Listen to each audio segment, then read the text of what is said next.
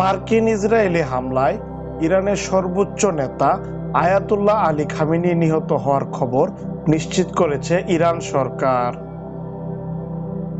ইরানের রাষ্ট্রীয় সংবাদ মাধ্যমে এ খবর প্রচার করা হয়।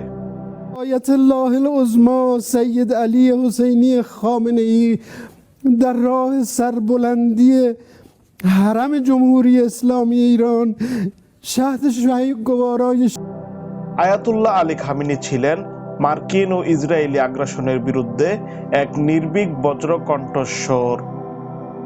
তিনি সুদীর্ঘ ৩০ বছর ইরানের সর্বোচ্চ রাষ্ট্রীয় ক্ষমতায় ছিলেন এবং তিনি সর্বোচ্চ পদে আসীন হওয়ার পর থেকে তার মৃত্যু পর্যন্ত কখনো মার্কিন আগ্রাসনের বিরুদ্ধে আপোস করেননি।